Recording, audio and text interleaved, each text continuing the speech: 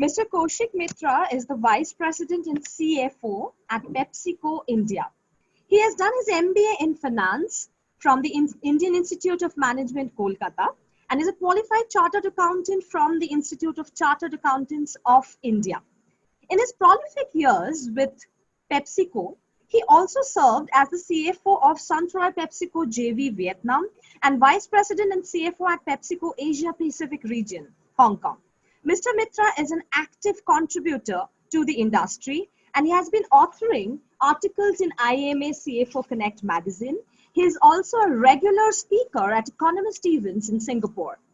He has also authored a fiction novel called Crossing Over, a book that captures the aspirations, emotions, and passions of a post-liberalization middle-class Indian.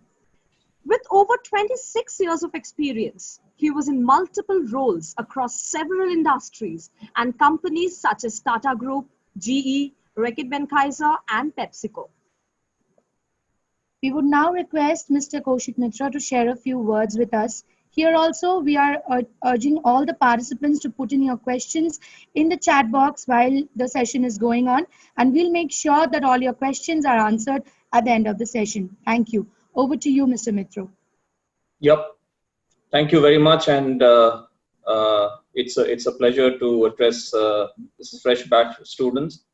And thank you, Eileen, for giving me the opportunity. Am I audible? Yes, sir. Yes, sir. Yeah. Otherwise, I'll put on my headphones. Is this working? Is it okay? Can you guys hear me? This is working. Absolutely. Yeah, his voice is clear, sir. Okay, great. So I'll pick up from what Mr. Chopra was saying, and he talked about a different way of learning.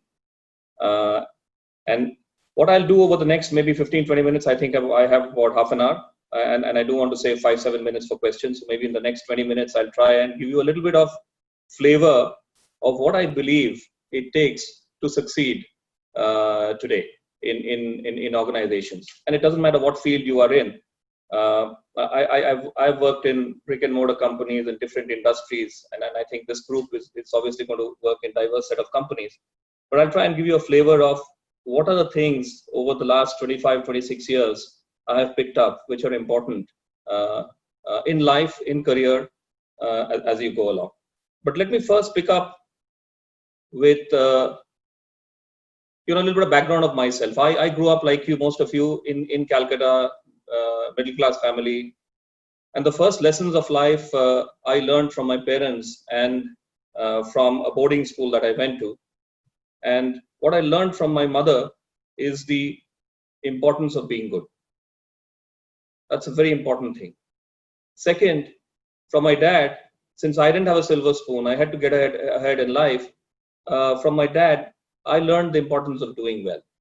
So being good and doing well, those are fundamentally the key lessons that have stood me in good stead all through my life. And everybody who interacts with me always take those two things away.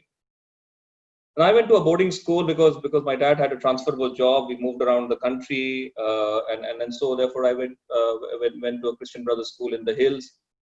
And there, living with 500-600 students together, I learned key lessons of life. The first thing was how to handle independence. Right? There was no father or mother or people who are watching over you. You were on your own. What you did, there was accountability, responsibility, freedom. All that came together. So very very early on, I learned in life how to handle responsibility. The second thing I learned was discipline, and that is something which has stood me in good stead all through life. There are no shortcuts. Discipline is very important, right? Sometimes we take it to extreme. That's not good, but it's good to be disciplined. The third piece is adaptability, and I'll talk a little bit more about adaptability, right? I learned adaptability. We were giving our ICSE exam the next day.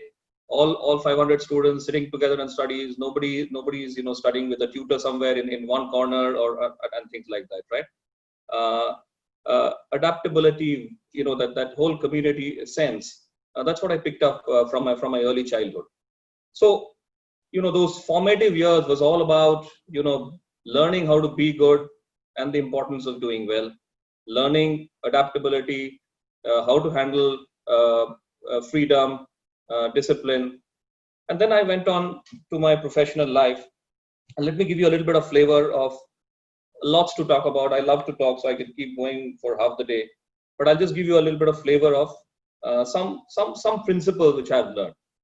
The first principle is what I call the 3 C's. The 3 C's. Okay. The first C is competence. Competence, and this is what I think you all are picking up now, and you have been picking up. Competence is your learning, right? And the thing about competence is you have to be a learner for life. Learning does not stop. That's the one thing that I have realized. Okay, even after so many years, every day, every experience brings with it some new learning, right? What you need are 2 things in my mind. One is curiosity. Okay, gone are the days where you mug up the books and go to the exam hall and you vomit it out. That's out.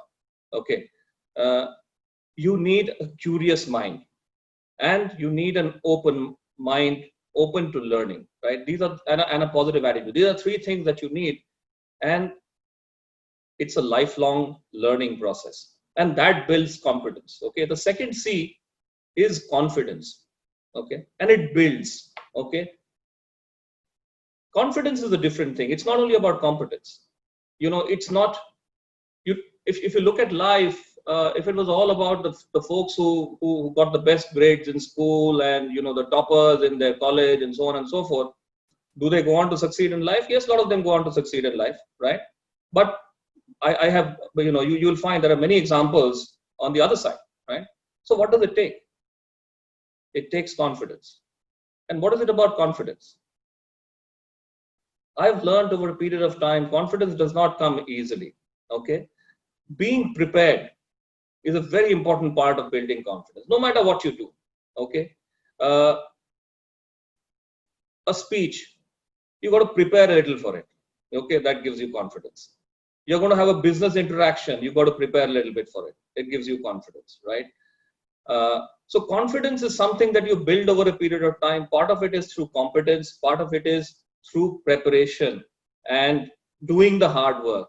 Okay, I interact with so many people, and there are so many moments of influencing, and I always feel less confident when I'm not prepared. Okay, so that's the second thing, confidence, right? Confidence is also about attitude. Okay, what kind of an attitude do you have? Get up in the morning and you say, oh God, it's raining today. Oh, that's terrible. It's going to be a bad day. Okay, and there are people who say, wow, it's okay, it's not going to be hot today. Let's have some some snacks and the hot tea and make the most of this day, right? Confidence is also about having a positive attitude. So that's the second C. The third C is communication. Okay, and communication is not about Queen's English. It's not about how well and how articulate you are with the language. Communication is the art of engaging the audience, of influencing others, and there are different ways to do it. Okay, and I'll come to the second part on influence. But communication is understanding who your audience is. I went to Vietnam. I worked for 3 years in Vietnam. I got a lesson on communication. Okay, we obviously we are proud of English language, and that's something that we have picked up as a pedigree. So I started writing these fancy emails to my Vietnamese colleagues, and one day my boss came to me. He said, you know what? Nobody understands what you're writing. Okay, because they don't have that grasp of English. Okay, so communication is about understanding your audience. I turned it around completely. I did less writing in Vietnam, more talking and more listening. Okay, normally I talk very fast. In Vietnam, I dumped myself down and said, okay, let me talk slowly. Okay, and let me hear more. That helped me communicate effectively with my audience. I went to Dubai, and in my team, I had somebody from Turkey, somebody from Lebanon, somebody from China, somebody from Colombia, somebody from Guatemala, somebody from the UK. No Indians. Okay, communication was tough. How do I communicate in India? We are chalo ya kar lete, let's do it. Okay, and that's the thing, right? sometimes Hindi, sometimes whenever I find somebody who speaks my mother tongue, I break into Bengali. Okay, it always helps to connect when you speak the mother tongue, right? But in Dubai, in this role I had, and my boss was an Italian, and my super boss was a Jordanian. So amazing minestrone soup of people I was interacting with, and I learned a very important lesson in communication and a lesson in leadership.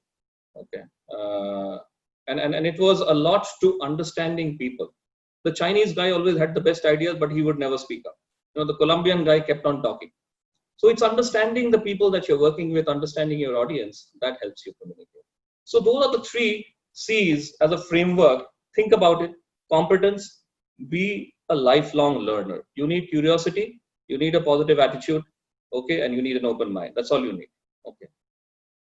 Confidence, very important. Okay. And confidence is a little bit of it's not science. You can't, it's not an algorithm you can program. It is. But I have one simple lesson I've learned is being prepared always helps boost confidence. Okay, and the third thing is communication. Right? Continue to work on communication. Right. So that's the first piece. Second piece I want to talk about is the triangle of influence. In life, what I realized is, what did I pick up? What do I use in my professional life in all these years that I learned in school?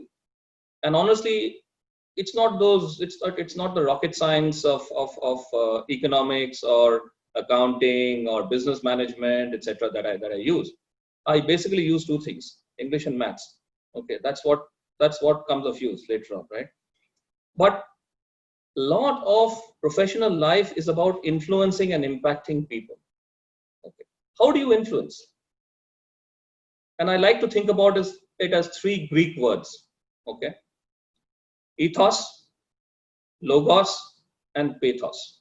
Okay. Ethos is about credibility. Why should people be influenced by you? Who are you? What do you stand for? Okay. Now you have to build your own ethos. Some people are very genuine. Okay. Some people are very humane, people oriented, relation oriented, friendly. Okay. That's their ethos. Some people are very good communicators. They are very impressive, right? You love to see them on the stage. That is their ethos. Some people are hard task masters, right? They can get it done no matter what the situation is. So you have to find what's that ethos for you. And ethos is something, credibility is something that it takes a long time to build, but it is like a glass ball. It can break in a moment's indiscretion, right? So influencing, the first pillar is ethos and credibility. Second pillar is logos. Okay, logos, the Greek, that word means logic. Now, typically, most of us, and I'm sure all of you, are left brain people, right? And you think about a reason, there's a reason for everything. We are always logical in our conversations. And as you go on in professional life, logic is something that always works. Yeah. Imagine a conversation with anybody without any logic, right? That doesn't work, right? So typically, this is something that we all have and we all groom. And this is I would say the easiest part of the influencing circle. Okay. But the most important element in the influence triangle, the most important part of the mix, in my opinion, is pathos. And pathos is about emotional connect. How do you build trust with people? Okay, I'll give you an example. I have a 20-year-old son who's doing something very different. He's in a US university. He's studying computer science and business administration. And our conversations are like any logic that I throw at him, he throws it back at me. Okay, and he says, "Sorry, that doesn't work. I'll tell you how to do it." Any difficult conversations with my wife of 25 years? Okay, often logic does not work. Okay, yes, the credibility works, but most of the time it's the pathos, it's the emotional connect which works. Okay, as soon as the husband gets in and the dad gets in, okay, then then things fall into place. Now we use a lot of pathos and emotional connect with our friends in the family, but we don't use it in our professional lives. So that is one simple secret I'm telling you. As you get on in your careers and your life, use a lot of pathos. build trust with people. Nothing like emotional connect to build trust with people. And when you have high trust in relationships, things happen very fast. It's called the speed of trust. Okay. Think of it like a bank account, right? You deposit money into the bank account. This is like a trust account, where with that emotional connect, you can keep depositing into that trust bank. So the three things of influence that I have learned in my 26, 27 years is all about ethos, logos, and pathos. Credibility, logic, and emotional connect. Okay. There are many lessons of leadership that I've learned because I've worked in several places and interacted with different kinds of people. Easy situations, easy stakeholders, difficult situations, difficult stakeholders. I always find it difficult to handle difficult stakeholders in difficult situations because sometimes that be good part of you comes in the way. How do you take tough calls on people?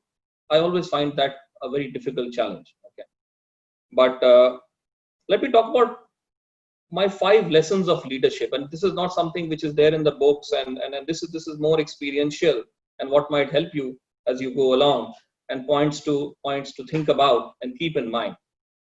And I think Mr. Chopra talked about the first one. It's about adaptability. Okay, that is supremely important. At least when I went to business school and when I did my when I studied, nobody taught you adaptability in school and college. But by God, that is so important in today's world. Because guess what we're talking about? We are talking about change. And change is the only constant. There's no doubt about it. Right? The only time change will stop is when we are all dead. So change is reality. Now, adaptability helps you manage that change. And it helps you actually capitalize on the change, because there are 3 kinds of reactions that you can have to change, right? I'll give you an example. I was again back to my Vietnam days. I was in Vietnam, and suddenly I was also in charge of information technology. I was head of legal and so on and so forth, things I had not done before. And in my 3rd month in Ho Chi Minh City, suddenly somebody comes and tells me, boss, the computer systems are not working. So what happened? Computer systems are not working. No, I think there is a virus. And this thing typically happens. This is a political joke. Sometimes there are some viruses which get planted by others, maybe other countries, etc. Vietnam faces it once in a while, and their technology is not very high yet. So guess what? Our systems were completely down. The business had come to a complete stop, right? And I was the head of IT. I was supposed to do something. I had no clue what to do. Okay, 3 months into the job in a new country, and the first thing I felt like, oh God, I'm a victim. Why is this happening to me? And it took me, at least a good half a day to get out of that victim mindset to the next phase, which is, okay, nobody else will do it, so you've got to do it. Let's start thinking how to do it. That is the neutral zone, where you're getting out of the negative curve to the neutral zone. And then the thing was, there are other companies also down because of this attack.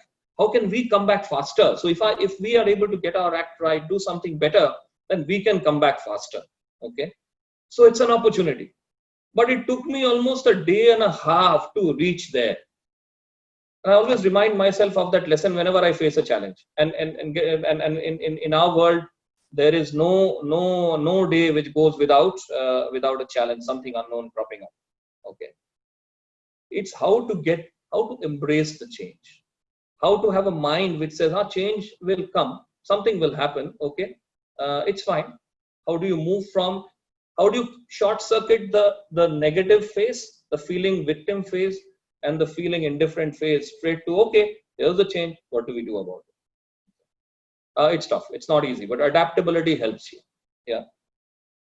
I already spoke about the second lesson, which is about building trust. So I won't talk about it more. So the first one is adaptability. Second one is building trust. The third one is a favorite of mine. It's this EQ versus IQ thing. EQ is emotional quotient, and IQ is, obviously we know what IQ is, right? It's your intelligent quotient, right? Now, It's not all about IQ. In fact, I have realized, and my lesson in professional life is sometimes success is inversely proportionate to IQ. Okay, radical statement, but it is always the R square is very strong for EQ and success. Now, what is EQ? EQ is about understanding people, because at the end of the day, we are not going to work with machines. We are going to work with people. Okay, things will change. I mean, there will be some more interaction with machines going forward, but still, at the end of the day, all interactions will be with people. And when it is with people, whether it is your bosses or your juniors or the people around you, what they see of you, yes, they see the IQ, but they see, more importantly, the EQ. How you include them in conversations, how you make them feel. So when you start your careers, right, we use 80% IQ, 20% EQ. Middle management is 50-50.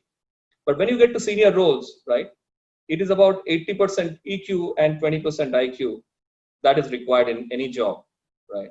So keep that in mind. It's a nice balance. People who have a nice balance of EQ and IQ succeed in life. Fourth thing I learned is the lesson of humility. You know, it always pays back. It's always good to be humble. Never forget your roots. Doesn't matter where you are and what you have achieved. Keeping your feet to the ground is very important, because that's the way people see you. If people see you as, okay, great, successful, but humble, you know, your brand, your ethos, your credibility increases. So that's the other lesson that I learned and I try and follow. The last one is courage of conviction. And the key word is courage and conviction. You must be courageous. In time, in life, in professional life, and in personal life, there will come difficult circumstances, okay? You must have a conviction. The worst decisions are no decisions. You will always have to take decisions. Therefore, to take decisions, first thing is you must have a conviction. And then you must have the courage on the outcome. The outcome may be good, may not be so good, but as a leader, you have to always back yourself, take the decision, and therefore that courage of conviction is very, very important. The pilot who landed the plane in the Hudson, he had the courage of conviction to land the plane in the Hudson, right? It could have completely gone haywire. And we have so many examples, right? Somebody dropped out of college and founded Facebook. Well, he had the courage of conviction to do it, and it really worked, right? Sometimes you will fail, yeah, but let the failures not deter you. I don't know how I am doing on time. Do I have, how much time do I have? So you can go ahead. Okay. So I'll maybe go for another 5 minutes and talk a little bit about change. So just to wrap up the leadership lessons, this is not comprehensive in no sequence. But for me, what has always worked is adaptability, building trust with people, balancing between the EQ and the IQ, humility, and the courage of conviction. Okay.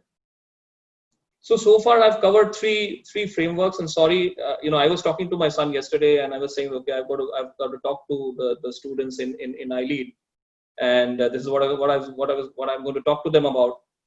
They said, please don't give them frameworks and all that. They're not interested in frameworks. The next generation is not interested in all this stuff. Tell them some stories. But I still went ahead with my courage of conviction to give you some frameworks. And I hope that will help you. So the 3 C's: competence, confidence, communication. How do you influence people? Ethos, credibility, logos, logic, pathos, emotional connect. Emotional connect is the biggest piece in my mind. Dial that up and magic will happen. 5 leadership lessons: adaptability, build trust, dial up EQ, be humble, and have courage of conviction. The last piece I want to cover is change, right? And we talked about it. That's the theme.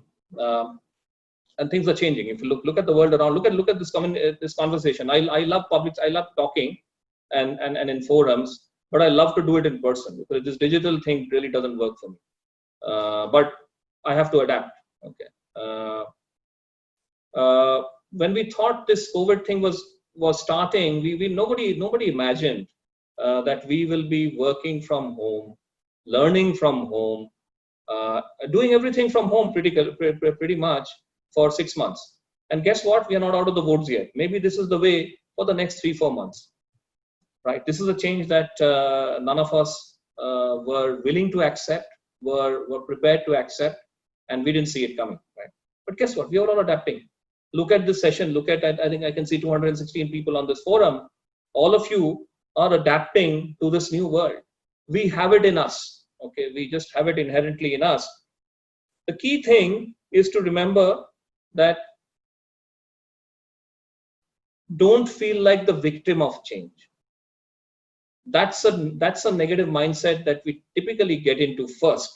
Okay, the more you can control that and think of change as something that you can capitalize on. Some of you follow the stock market and maybe investors, etc., or maybe you will invest, etc. You'll follow finance. You get into the world of finance.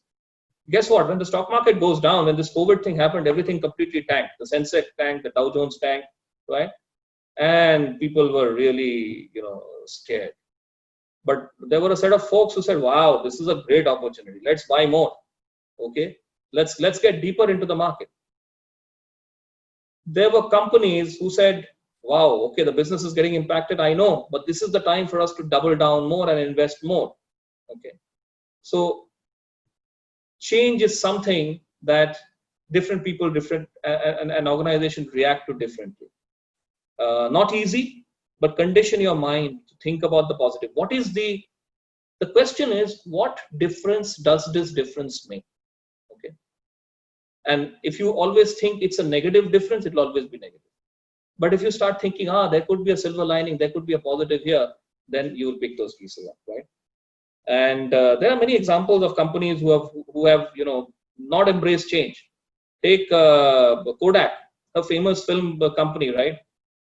Completely fell by the wayside because they just did not see this entire digitization of media happening, right? BlackBerry, another example. Xerox, and there are so many examples. And there are companies who have adapted and are coming back. Microsoft is my favorite. They were a hardware software company and traditional products, but after everybody else came in with the Googles of the world and the other digital companies, Microsoft went through their own learning, and they are coming out. So they have in a sense come out of the window and gone into things like Microsoft Teams and so on and so forth, which is relevant to the future audience, right? And where the world is heading. So here's a company which is adapted, went down, and has come up. And of course, our popular Amazon, Netflix, and there are so many. YouTube, for example, is a great example of how the world is changing and how companies are adapting, right? If you have talent, you don't need to knock on somebody's door for your music to be appreciated, right? Post it on YouTube, get 1 million likes, and you're a star. So the world has changed again. It's how you adapt to the change that's critical. The world will change more. When I started, we were just doing those boxes of computers with C:// and then learning, right? We have learned a lot, and I'm sure in the next 20-30 years, as you guys go on in your professional lives, you'll see a lot of change. Be positive about the change, because you can't control it. The more and more you try to control the change, it's going to be a negative situation. So that's it. I think I stop here. Again, thank you, iLead, for giving me the opportunity to talk, and I wish the new batch all the best as you go on on your learning journey. These are 3 years of learning, but be a lifelong learner, and that will set you up for success. Sir, I think a lot of students has a lot of questions to you. Okay. If you allow that, and then we'll read out the questions to you. Why don't you read out? Because So one of our students, Anushka, is asking you that what is the most valuable lesson that you have learned in your life, like in your professional career, in your profession or in your personal life as well? So along with that, I'll just add another question that Anushka has also asked. So in your academic and professional life, you may have faced people who demotivated you. So how did you overcome that? Did that affect you for any day or something? So these Yeah, were the questions she wanted to ask. let me take the second one first, because it's happened to me several times, and I'm sure it will happen to you, right? Look, I think it is motivation comes from within. Okay, so yes, human behavior normally is we are looking for motivation from the outside, but guess what? There will not be every day in your life where your boss will say something great has happened, or your professor will say fantastic work done, or you will get more salary, or you will get a promotion. We all look for positive stimuli, okay, and that's fair, and you will get your share of those positive stimuli, but don't 100% depend on that every day of your life, and get the motivation from within, right? Find out what motivates you, right? And again, it's different things for different people, right? Learning motivates me. Not only academic learning, talking to people interactions motivate me, right? What's happening externally, knowledge, that motivates me. Music motivates me. So find what motivates you, because you will not get positive stimuli from external environment all the time. Okay. Valuable lesson I've spoken about a lot. It's very difficult to pick one, but I would pick out adaptability as a very, very important life lesson. The more adaptable you are, the more chances you give yourself to succeed and to do well, and also to be happy, I think. Yeah. Well, nobody can define happiness, but it's in the mind. But adaptability, I would call out as, if you want me to call out one thing. Thank you, sir. So we'll go on to the next question, which is from Indrakshi Shaha. So she asks, where did you get your eustress from? And also along with that, she also asked, how do we stop our eustress from becoming distress? Oh, sorry, where do you get the stress from? You're talking about your stress. Eustress from, as in the good stress of. The good stress. Okay. Okay. All right. Sometimes I don't understand the language of this generation now. So look, I have my own stress busters. Okay, I have typically the day for me is a lot of conflict management, resolving issues. So I start the day by doing something positive. Okay, typically people start the day. Get in their phones, looking at their messages, etc. I try and not do that. Okay, free up your mind. A lot of good things happen, in the early part of the day. So when you are getting to work, you are able to bring your best physical and mental self to work. That's very important, because guess what? If you're stressed out already by the time you are getting to work, you will not be able to add value. So the way to distress is find things which works for you, right? I write a lot. Writing is de-stress for me, because I'm not looking at a result. I'm not looking at how much whether the book will sell, or how much it will sell, or how much money I'll make out of that. It's the joy of writing. That's it. That is the stress buster. Music is something that de-stresses me a lot. So I love music. I play instruments. I sing. It is completely right brain activity. Most of my life is left brain. Okay, so these are completely right brain activity. Totally. So it's like two different personalities. And sometimes my son tells me, if people know what you are at home, in office they won't take you so seriously. But that's it. That's a good example of what you've got to find. You've got to find that right balance. Thank you, sir. Our next question is, in your tenure of the last, 25 years or 27 years of your professional life, how have you battled procrastination? Yeah, I was lazy. I was lazy. I was quite lazy once upon a time. The question is, how have you battled that laziness? Okay, that's a good question. It comes from Ayush Pramanik. Thanks, Ayush, for that question. It's in your mind. Okay, it's in your mind. It's again, it's that attitude that I was talking about. Okay? And every moment is a valuable moment. Every day is a valuable day. How you spend it, what you want to do with that moment and that time is up to you.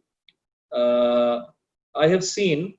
I used to earlier think that my happiness is when I have nothing to do and I will completely sack out and just relax and chill but I realized over a period of time, if you engage in things which add value to yourself and maybe add value to others, that engagement is worth much more. Okay, so having spent around almost 19 years in a company like PepsiCo, which is a very tough place, I long for that moment of, let's say, laziness or whatever it is. But I get 2 days of laziness and then I say, wow, I'm missing something. No, I need to get back to that. Okay. So it will happen. It will happen. It's an utopian thing. The important thing is balancing. You can't remain lazy too long, I can assure you. Sir, thank you. The next question comes from Ritika Roy. She asks, sir, can you explain how to prepare ourselves to lead an independent life? Great question. Fantastic question. And absolutely bang on in terms of, look, I think firstly, again, it goes back to believing in your mind that you can lead an independent life. And there are very many connotations to this question of independence, right? Ritika, thanks for asking that question. But it starts with that belief and that conviction. And I would say an ambition, a little bit of fire in the belly that you want to lead that independent life. One aspect of independence is the economic aspect of independence. Okay, and I'm sure that's important. The second aspect of independence is how you get influenced by others and how you influence others. Okay, are you someone who's leading or following? Okay, but I would say the key thing in independence, key thing about independence is it is also an attitude. Some people like, with independence comes accountability, comes responsibility, comes failure. So if you have that fire in the belly, you're clear about you want to be independent, right? Mentally, economically, whatever it is, right? Break away from the shackles, whatever shackles you have. Be prepared for the hard yards. Be prepared for the tough situations. Be prepared for failure, and don't give up. That's the important thing about independence. When you are together, you have the comfort of acha, theek hai. I have a safety net. I will tell you this point of independence. It haunted me for the first 10 years of my life, because economic independence, at that point I was saying, okay, who's going to employ me? Who's going to pay me salary? And how am I going to take care of myself, my family, blah, blah, blah. Okay, that went on for about 10-15 years. After that, you get that comfort. The sense of security comes in. Yeah. And then you move on to the next stage. So it's in your mind. Have the conviction, go for it. Be prepared to fail. Be prepared to rough it out, right? But don't give up. Independence is a great quality. I love it. And honestly, it's a value that I cherish a lot. The last thing I want is being shackled down by a lot of circumstances. True, sir. Sir, we would just like to ask you that do you have time for a couple of more questions, because the questions are flowing in. Let's take a couple of more questions. Okay. Okay, so the next question is about anger management. So if you are angry with somebody or with something, and how do you do that anger management? How to hide that anger when you are working something?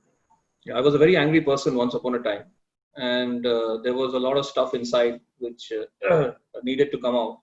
So I can empathize with people who and it could be to do with your circumstance, the challenges that you face, right? It's very nice for me to come and give you a lecture, okay, but it's been tough. It's not easy, Okay, and as I said again, I started in Calcutta. I grew up in a middle class family, so it's not easy. I've had my days of anguish, anger, etc. Keep your mind occupied. Okay, typically when you're idle, all the negative thoughts keep coming in. So it's back to that thing about laziness and it being engaged. So being engaged, just the act of being engaged helps you manage your negative emotions. I'm taking anger as a negative emotion.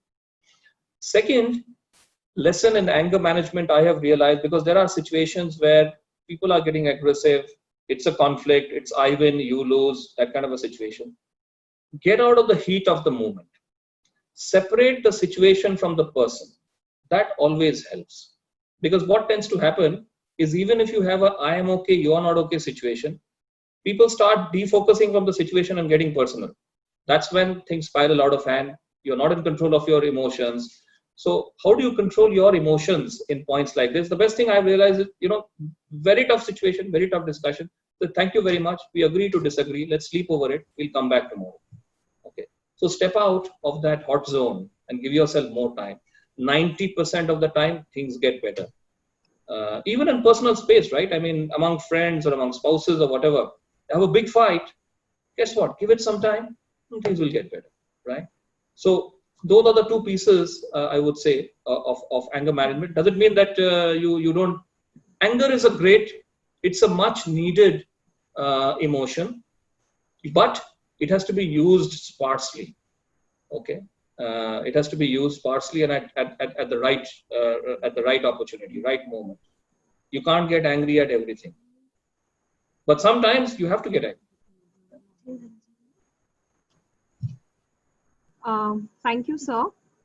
So we just will. There's one question which I've come across, that Shomodipto Roy asks you that, what do you think about this new normal and the kind of the profession and the education world, that these two worlds are following this new normal specifically and very much to a larger extent. So what do you think about this, and do you think that it's appropriate to have your worlds like this? And that's the last question for this session. Yeah. No, thanks, Shomodipto, for asking that question. No, it is a new normal, and I think the post-COVID world, even after the vaccine comes and even after people get immunized, etc., one thing that the COVID has taught us is there will be some other changes, other things which are coming.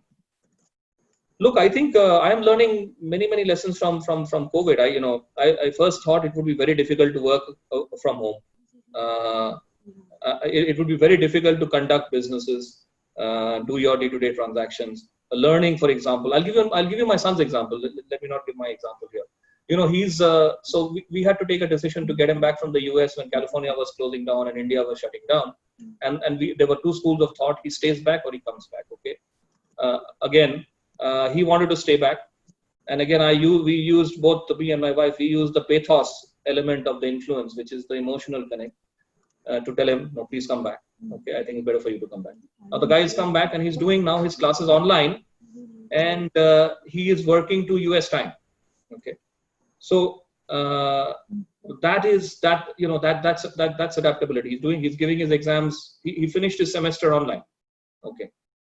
We were thinking whether to send him back in August or not for the fall session, and we took a decision. No, let's not do that.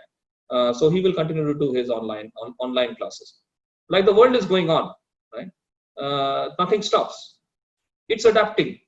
And again, another example from our personal life. We went to Vietnam, and our son moved from an Indian system in a country like India to an international system in a country like Vietnam. Massive change. And he was in ICSE. He finished his ICSE and went +2. And and the challenge was, how do we adapt to the new system? And I think Mr. Chopra was talking about it. He struggled. The first two terms were very bad. He struggled because it's a very different way of learning. But he adapted. And then slowly started loving the new way of learning, which builds curiosity, project-based learning, no cramming and vomiting, right? So we will also live and learn, and this is not the end of it. I am surely hoping that it becomes a little bit more, better, and we can get on with our physical lives out in the outside world soon. I'm sure it will happen. But COVID has taught us a lot of new lessons. Don't worry about it. This question comes from, Acha, is this education that I'm getting online different from the physical education? Am I losing out something? Okay. Don't think about that. Because what? This is the reality. And, I would have loved to do this physically. Maybe the physical would have been a little better, but this is not bad as well, right? So focus on the positive, focus on the learning, focus on what you're getting. And then it's up to you to make it what you want. Yeah. Okay, guys, thank you very much. Appreciate the time. And it's been nice talking to all of you. All the very best. Go fly your kite. And I'm sure all of you will do very well. Have a great day. Thank you so much, sir. Yeah, we are really, really glad to have you over here, and thank you so much for your wonderful insights and your life experiences, sir. And I hope that the youth today, they'll find aspirations looking at a successful leader like yourself, sir. Yes, Thank you you are very truly an inspiration for the young world, I guess. Like, Thank you very I much. really hope that they aspire to become someone like you. Thank you for being with us, sir. Thank you very much for your Thank time. you, Mr. Thank you, Mr. Mitra. Thank you for finding time and coming here. Yeah, very inspiring speech. I think the students will remember your speech all their life. It's a very great day for them, first day orientation. So thanks for finding time. We know that you are very busy, but thanks for finding time and coming and sharing your thoughts with the students. No, thank you very much, and it's a wonderful institution that you're running. So congratulations to you, and it's always a privilege to talk to young people and in forums like this. Appreciate the opportunity. All the best. Thank you. Bye.